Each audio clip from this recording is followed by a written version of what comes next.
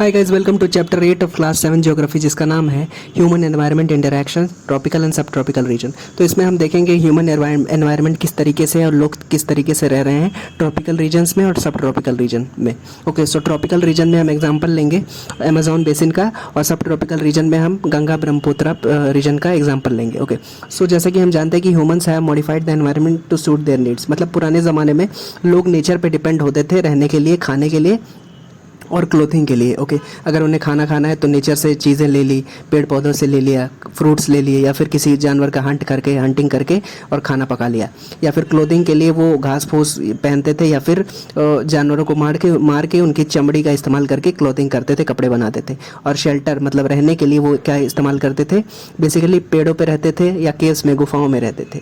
लेकिन अभी क्या हुआ कि as the humans developed their mind, the aspirations of the people have developed. Okay, so लोगों की एस्पिरेशंस डेवलप हो गई हैं, लेकिन एक कुछ कॉमन नीड्स है जो लोगों के पास हमेशा रहती है। मतलब कुछ ज़रूरतें हैं जो उन्हें हमेशा रहती है, जैसे रोटी, कपड़ा और मकान, जैसे फूड, क्लोथिंग और शेल्टर। सो इस चैप्टर में हम उसी के बारे में पढ़ेंगे कि किस तरीके की लाइफ है लोगों की अमेजॉन बेसिन में और गंगा ब्रह्मपुत्र प्लेन में, और वहाँ पे कौन कौन से फ्लोरा फौना पाए जाती हैं, लोग कैसे रहते हैं, क्या प्रैक्टिस करते हैं, इन सब चीज़ों के बारे में हम जानेंगे।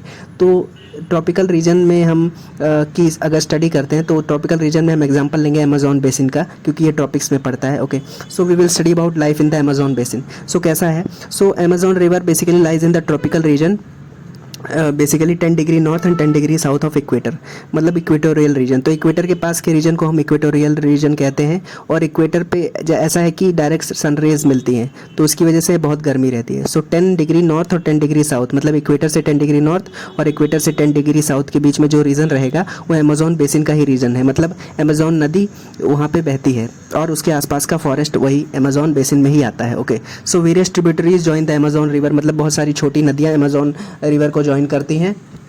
साथ ही साथ some tributaries are small rivers that join the main river. Okay, so Amazon basin के बारे में हम पढ़ेंगे। तो सबसे पहले जानते हैं अमेजॉन वर्ड आया कहाँ से। तो जब स्पेनिश लोगों ने, स्पेनिश एक्सप्लोरर्स ने अमेजॉन रिवर को जब डिस्कवर किया ना, तो उनको डिस्कवर करने के बाद में वहाँ के जो लोकल ट्राइब्स थे अमेजॉन बेसिन की नदी के आसपास की, उन लोगों ने उस स्पेनिश एक्सप्लोरर्स पे अटैक किया, उनको मारना चाहा। ओके, सो जब स्पेनिश एक्सप्लोरर्स को मारना चाहा अमेजॉन बेसिन में वहाँ के लोकल ट्राइब्स ने, तो उससे स्पेनिश एक्सप्लोरर्स को याद आई कि इस तरीके से तो वुमेन वॉरियर्स होती थी रोम जैसे देश में। ओके, सो रोम एक शहर है जो कि इटली में है, वहाँ पे जो वुमेन वॉरियर्स थी उनकी याद आई इन स्पेनिश लोगों को, तो उन वुमेन वॉरियर्स को अमेजॉन कहा जाता था। तो इसी वजह से इस रीजन को भी अमेजॉन बेसिन कहा गया। तो अभी जानेंगे कि अमेजॉन रिवर बेसिन कौन कौन से देशों को कवर करती है। तो अमेजॉन रिवर बेसिकली ब्राज़ील से पास होती है, बोलिविया से पास होती है, पेरू, इक्वेडर, कोलंबिया, वेनेजुएला से पास होती है। ओके, सो ये सारे के सारी कंट्रीज़ साउथ अमेरिका में है। तो मतलब अमेजॉन रिवर या अमेजॉन फॉरेस्ट, जिसे लंग्स ऑफ द अर्थ कहा जाता है, ये भी साउथ अमेरिका में ही है। अभी जानेंगे what is the climate of the Amazon basin. तो जैसा कि हम जानते हैं कि इक्वेटोरियल रीजन में पाया जाता है ये अमेजॉन बेसिन, इक्वेटर के आसपास, तो यहाँ पे गर्मी भरपूर रहेगी। So it has hot and wet climate, मतलब यहाँ पे हमेशा दिन ब दिन रोज़ बारिश होती रहती है और टेम्परेचर हॉट एंड ह्यूमिड रहता है। मतलब गर्मी बहुत ज़्यादा रहेगी और ऑलमोस्ट हर शाम को 3-4 बजे बारिश होती रहेगी, और वेदर हमेशा ह्यूमिड रहेगा, मतलब वातावरण में हमेशा नमी बरकरार रहेगी। Okay, so there will be lot of water vapour in the air, humidity will be high always. Okay, so during the day also humidity will be high and during the night also humidity will be high. Okay, so यहाँ पे अगर आप कपड़े सुखाएंगे इस Amazon basin में, तो कपड़े बहुत ज़्यादा टाइम लेंगे क्योंकि सूखने में, क्योंकि एनवायरनमेंट में हमेशा पहले से ही बहुत ज़्यादा ह्यूमिडिटी है, मॉइस्चर है, इस वजह से पानी एब्जॉर्ब करने में टाइम लगेगा। Okay, and in this region it rains almost every day, जैसा कि मैंने बताया कि हर शाम को बारिश होती है यहाँ पे। Next we will study about the rain forest of the Amazon. Okay, so Amazon forest are thick due to heavy rainfall. जैसे हमने बताया कि यहाँ पे बहुत ज़्यादा बारिश होती है, सनलाइट भरपूर रहती है, इसी वजह से यहाँ पे क्या बोलते हैं, बारिश बहुत ज़्यादा होती है। और बारिश बहुत ज़्यादा होगी तो वेजिटेशन भी काफ़ी डेंस रहेगा, घना रहेगा। So the forest is thick here and even the sunlight can not reach the ground, क्योंकि फॉरेस्ट बहुत ज़्यादा थिक है ना, तो इसी वजह से जो सनलाइट है ज़मीन तक नहीं पहुँच पाती। इसी वजह से only shade tolerant tree species can grow here, क्योंकि जो पेड़ रहेंगे, कुछ छोटे बड़े पेड़ रहेंगे कि वहाँ तक सनलाइट नहीं पहुँच पाएगी तो मर जाएंगे ना। तो इसी वजह से इसी तरीके के यहाँ पे पेड़ पौधे उग पाते हैं जो कि शेड टॉलरेंट रहे, मतलब धूप ना रहे तो भी वो जी सकते हैं। सो इस तरीके के पेड़ पौधे यहाँ पे उगते हैं, उस तरीके की ट्री स्पीशीज उगती हैं। Okay, so the ground is dark and wet. Dark and wet इस वजह से है क्योंकि सनलाइट नहीं पहुँच पा रही है ज़मीन तक। ओके, ट्री जो सनलाइट है वो कैनोपी तक ही रह जा रही है, अंदर तक घुस ही नहीं पा रही। Okay, so almost all types of plants and animal species are found in the Amazon basin. मतलब जो अमेजोन नदी है या अमेजोन बेसिन है, वहाँ पे आसपास में आपको दुनिया भर के सारे जीव जंतु और पेड़ पौधे मिलेंगे जो दुनिया में और कहीं भी पाए जाते हैं। ओके, मतलब पोलर बेयर वगैरह नहीं रहेगा, लेकिन बाकी सब कुछ रहेगा। Okay, so this various plant species can be found like plant parasites like orchids, bromeliads यहाँ पे पाए जा सकते हैं। बहुत सारी बर्ड स्पीशीज़ पाई जाती है जैसे हमिंग बर्ड्स या फिर बर्ड्स ऑफ पैराडाइज जो कि बहुत ज़्यादा लाउड साउंड निकालती हैं। बर्ड्स ऑफ पैराडाइज एकदम रंग बिरंगी रहेंगी, ऑरेंज, रेड, येलो, इस तरीके की बर्ड होती है जो कि बहुत तेज़ आवाज़ निकालती है। और हमिंग बर्ड जो कि दुनिया की सबसे छोटी बर्ड है, सबसे हल्की बर्ड है, ये भी अमेजोन बेसिन में पाई जाती है। ओके, और यहाँ पे एक फेमस वैरायटी ऑफ फिश भी पाई जाती है अमेजोन बेसिन में, अमेजोन रिवर बेसिन में, जिसे पिराना फिश कहते हैं। ओके, सो ये पिराना फिश इस नदी में पाई जाती है। इसकी खासियत ये है कि ये फिश फ्लैश खाती है, मतलब ये मांस खाती है, ये piranha fish. Okay, and animals like snakes, crocodiles, anaconda वगैरह, यहाँ पे बोआ कॉन्स्ट्रिक्टर, ये सब पाए जाते हैं। और अमेजोन फॉरेस्ट को हम कहते हैं लंग्स ऑफ द प्लैनेट, मतलब पूरे प्लैनेट का, हमारे अर्थ का, पूरी पृथ्वी का इसे फेफड़ा कहा जाता है, क्योंकि पूरी दुनिया का 1/4 of the global oxygen is provided by this. Okay, Amazon basin, Amazon forest. और people of the rain forest के बारे में जानेंगे कि यहाँ पे लोग कैसे रहते हैं। सो बेसिकली यहाँ पे जो लोग रहते हैं ना, वो slash and burn agriculture practice करते हैं, जिसे हम झूम कल्टीवेशन भी कहते हैं। तो ये लोग क्या करते हैं कि फॉरेस्ट में कुछ पेड़ वगैरह को जला देंगे, फिर पेड़ को वगैरह को जलाने के बाद में वो क्या करेंगे, उस जगह पे अपना कुछ क्रॉप्स उगाएंगे, और जब वो क्रॉप्स वहाँ पे उग जाएंगी उसका कंज्यूम कर लेंगे, फिर उस जगह को छोड़ देंगे, ऐसे बैरन लैंड की तरह छोड़ देंगे, फिर कहीं और जाएंगे, फिर से उसको जलाएंगे। तो इसी वजह से इसको स्लैश एंड बर्न एग्रीकल्चर भी कहा जाता है, जो कि ये प्रैक्टिस करते हैं। Okay, so men here generally go out for hunting, and female या फिर जो वुमेन है, जो परिवार की जो महिलाएं हैं, वो क्या करती हैं, बच्चों का देखभाल करती हैं, फैमिली का टेक केयर करती हैं, साथ ही साथ क्रॉप्स को भी ध्यान रखती हैं। ओके, सो अभी हम जानेंगे कि अमेजोन बेसिन में जो लोग रहते हैं वो क्या क्या उगाते हैं। तो they basically grow tapioca, sweet potato जिसे हम शकरकंद कहते हैं, पाइनएप्पल वगैरह, ये जैसे अनानास कहते हैं, ये सब उगाते हैं।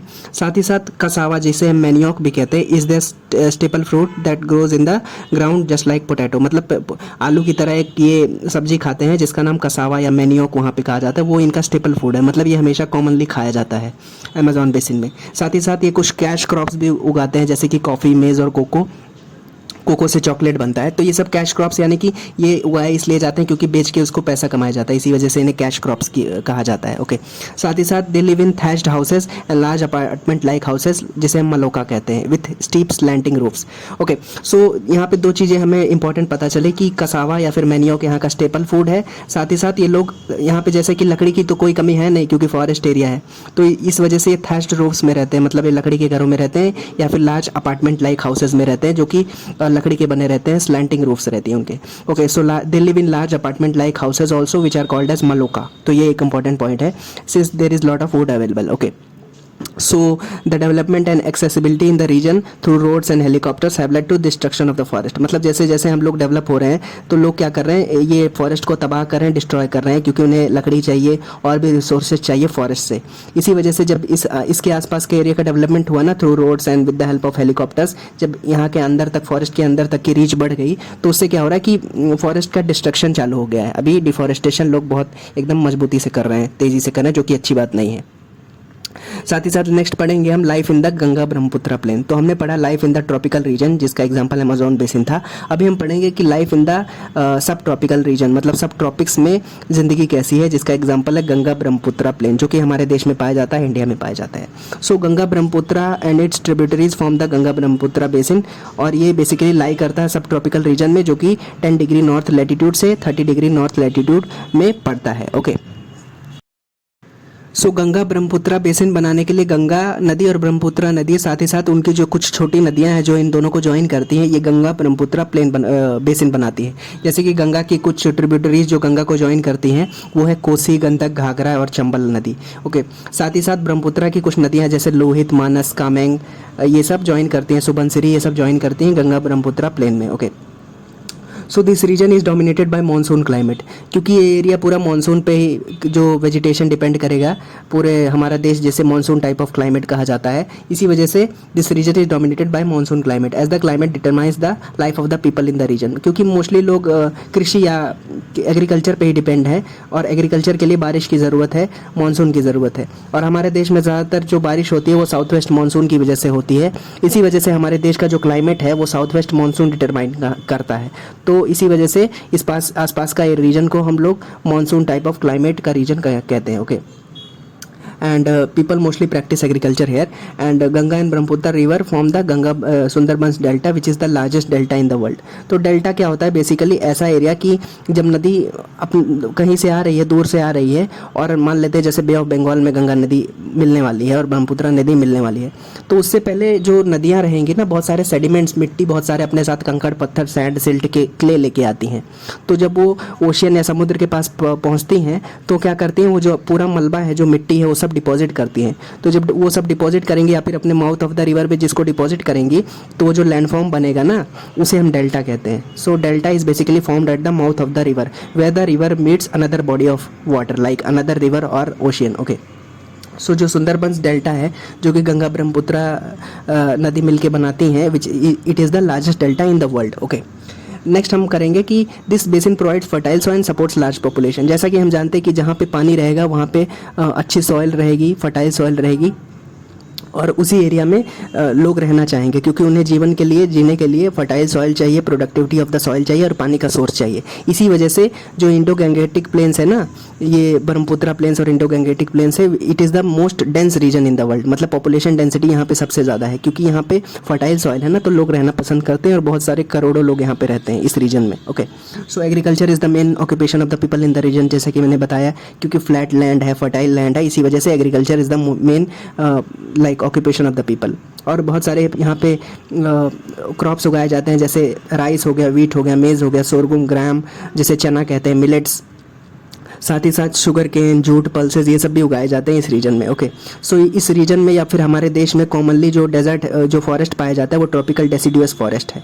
तो इस पूरे रीजन में ट्रॉपिकल डेसिडुअस फॉरेस्ट पाए जाते हैं, जिसका कुछ एग्जांपल है टीक, साल, शीशम और नीम और पीपल। Okay, so these are common trees. So जैसा कि हम जानते हैं कि गंगा और ब्रह्मपुत्र नदी मिलके सुंदरबंस डेल्टा बनाती है, एंड जो सुंदरबंस डेल्टा है उसके आसपास में आपको मैंग्रोव फॉरेस्ट देखने को मिलेगा। Okay, so mangrove forest basically it grows in salty water में ग्रो करता है, और जो मैंग्रोव फॉरेस्ट रहते हैं ना, वो आपको सुनामी वगैरह से भी बचाते हैं, क्योंकि ये कोस्टल एरियाज़ में प्रेजेंट रहते हैं, और बाढ़ वगैरह आती है, सुनामी या कोई और डिस्टर्बेंस होता है, तो ये प्रोटेक्ट करती हैं और कोस्टल एरियाज़ को प्रिवेंट करती हैं बाढ़ वगैरह से। Okay, so bamboo trees grow in the Brahmaputra region. तो इस जो ब्रह्मपुत्र रीजन है वहाँ पे बैम्बू पेड़ या फिर बांस के पेड़ जनरली उगते हैं। ओके, कुछ कॉनिफरस ट्रीज भी गंगा ब्रह्मपुत्र प्लेन्स में है, जैसे कि जिनके ट्री टॉप्स जो होते हैं ना, वो कोन शेप में रहते हैं, जो टॉल ट्रीज रहती हैं और कोनिकल शेप में रहती है। तो कॉनिफरस ट्रीज भी कुछ पाई जाती हैं in hilly areas of Sikkim, Arunachal Pradesh. ये कुछ कॉनिफरस ट्रीज हैं, जैसे कि पाइन, देवदार, सिडार, ये सब स्लोपी एरियाज़ में पाई जाती हैं, जहाँ पे स्लोप्स स्टीप रहते हैं, प्लेन एरियाज नहीं रहते हैं, साथ ही साथ क्लाइमेट कूल रहता है, ये सिक्किम, अरुणाचल वगैरह में। ओके, सो यहाँ पे कॉनिफरस ट्रीज पाई जाती हैं, ये भी ब्रह्मपुत्र रीजन का या बेसिन का पार्ट है। Okay, so wide variety of flora and fauna is found in the region. तो जब एनिमल्स की बात करते हैं, फौना की बात करते हैं, तो ये आप देख सकते हैं कि गंगा ब्रह्मपुत्र प्लेन में आपको, ब्रह्मपुत्र साइड में आपको ये मिलेगा वन हॉर्न राइनो, जो कि असम एरिया में पाया जाता है, जहाँ पे ब्रह्मपुत्र नदी बहती है। साथ ही साथ रॉयल बंगाल टाइगर, जो कि हमारे देश का नेशनल एनिमल है, ये भी आपको नॉर्थ ईस्ट में मिलेगा, गंगा ब्रह्मपुत्र प्लेन में मिलेगा। साथ ही साथ क्रोकोडाइल्स, एलिगेटर्स, गैंगेटिक डॉल्फिन भी आपको पाई जाएंगी। ओके, साथ ही साथ कुछ फ़िश की वैरायटीज़, जो फेमस फ़िश वैरायटीज़ है, वो भी इंडो गंगेटिक प्लेन्स में पाई जाती हैं, ब्रह्मपुत्र प्लेन्स में, बेसिन में पाई जाती हैं, जो कि रोहू, काटला, हिल्सा, ये सब कुछ फेमस फ़िश की वैरायटीज़ हैं जो यहाँ पे पाई जाती हैं। And for the people living in the basin, fish and rice are common diet. तो ये कॉमन डाइट है लोगों की जो यहाँ पे नदियों के या कोस्ट के पास में रहते हैं।